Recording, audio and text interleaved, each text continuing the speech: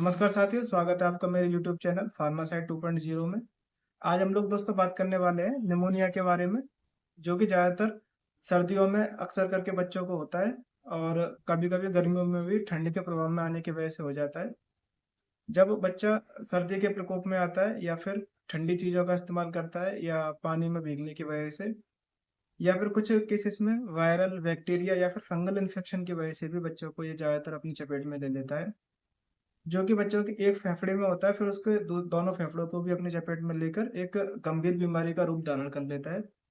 Pneumonia में जो लक्षण होते हैं बच्चों को, वो खांसी, जुकाम और सांस लेने में परेशानी और बुखार आना, ऐसे कुछ लक्षण देखने को आते हैं। और जब निमोनिया के जो कॉम्प्लिकेशन, जो जटिलताएं हो जाती हैं, ज़्यादा गंभीर निमोनिया हो जाता है, तो उस केसेस में बच्चे के साइनोसिस की कंडीशन आ जाती है, जिसमें कि ऑक्सीजन की कमी हो जाती है, होठों पर नीलापन या फिर स्किन पर नीलापन जैसी कंडीशन देखने को आती है।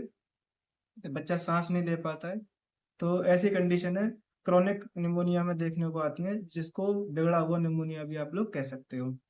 दोस्तों, निमोनिया की जांचों के लिए सीबीसी, ईएसआर और सीआरपी और एक छाती का चेस्ट एक्सरे जैसी जांचें बहुत ही जरूरी होती हैं, ये पता लगाने के लिए कि निमोनिया की कंडीशन इस टाइम पे कैसी है और कितना कॉम्प्लिकेटेड है। और एक्सरे से ये देखा जाता है कि निमोनिया से कितने परसेंट के जो बच्चे के फेफड़े हैं, जो लंग्स हैं, वो कितने परसेंट प्रभावित हैं।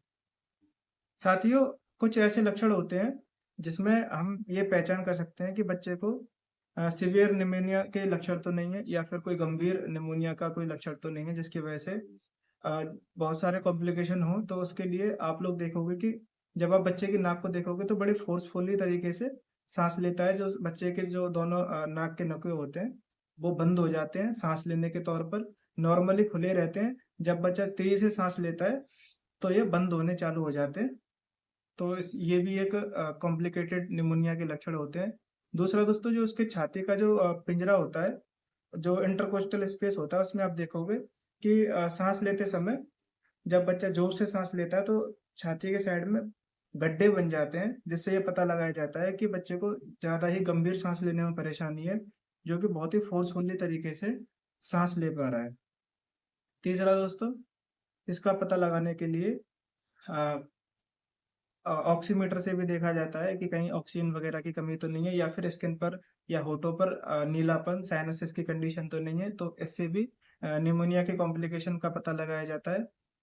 वहीं अगर इसकी दवाइयों की बात की जाए दोस्तों, तो इसके इंजेक्शनों में एम्पॉक्सिन इंजेक्शन, जो कि टोरेंट फार्मा द्वारा बनाया जाता है, ये कई स्ट्रेंथ में आता है, जैसे कि 125 mg, 250 mg, 501 ग्राम जैसी स्ट्रेंथ इसकी आती है, जिसमें कि एम्पिसिलिन और क्लोक्सासिलिन दो तरह के सॉल्ट होते हैं इसमें, जो कि बच्चों में जो इसकी डोज होती है देने की, वो 30 mg प्रति किलो वजन के हिसाब से दिन में 3 बार दिया जाता है। या फिर जैसे कि बच्चा 5 साल का है तो 250 mg टीडीएस में दिया जाता है, और अगर बच्चा 5 साल से छोटा है तो उसको 125 mg टीडीएस में दिया जाता है।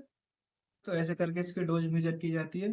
दूसरे नंबर पर दोस्तों इंजेक्शन आता है अमीकासिन इंजेक्शन, जो कि निमोनिया में बहुत ही ज़्यादा फायदेमंद होता है। जो कॉम्प्लिकेटेड निमोनिया होता है उसमें इसको दिया जाता है। अमीकासिन इंजेक्शन की जो डोज होती है वो 15 mg प्रति किलो वजन के हिसाब से बच्चों को दी जाती है।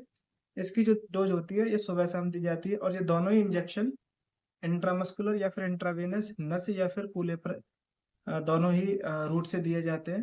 तीसरे नंबर पर आता है दोस्तों, जब बच्चों को सांस लेने में ज़्यादा दिक्कत होती है, आप देखोगे जब बच्चा सांस लेता है तो घरघराहट की और कर्कश जैसी आवाज़ें छाती से आती हैं। तो उस कंडीशन में एक डेक्सोना इंजेक्शन, जो कि 0.1 ml सुबह दोपहर शाम की इसकी डोज दी जाती है। ये भी निमोनिया में बहुत ही ज़्यादा फायदेमंद होता है। वहीं इसकी अगर दवाइयों की बात की जाए तो इसकी दवाइयों में जो इसके टेम्परेरी लक्षण होते हैं, जैसे कि बुखार है और सांस लेने में दिक्कत है और खांसी वगैरह है, तो उसके लिए अलग अलग तरह की दवाइयाँ, जैसे कि बुखार के लिए पैरासीटामोल दी जाती है, जो कि 15 mg प्रति किलो वजन के हिसाब से दिन में 3 बार दी जाती है। पैरासीटामोल बुखार को और दर्द को कम करने के लिए। दूसरे नंबर पर आती है दोस्तों सेफेक्जिम। सेफेक्जिम में जिफी ड्रॉप, जो कि 4 mg प्रति किलो वजन के हिसाब से सुबह शाम दी जाती है। तीसरे नंबर पर आती है दोस्तों बेटनीसोल ड्रॉप। जी, एक स्टेरॉयडल दवाई है, जो कि जो निमोनिया के कॉम्प्लिकेशन होते हैं उसको बहुत ही जल्दी कंट्रोल करती है। मात्र 3 से 5 दिन की इसकी डोज देनी होती है, वहीं जिफी की भी 3 से 5 दिन की इसकी डोज देनी होती है। जो बेडनिसोल ड्रॉप होती है ये 0.5 ml या फिर 5 बूंद, जो बच्चे 3 साल तक के हैं या फिर 4 साल तक के हैं उनको 0.5 ml दिन में 3 बार, और अगर 3 साल से छोटे हैं तो 5-5 बूंद दिन में 3 बार करके इसकी डोज दी जाती है, सुबह दोपहर शाम।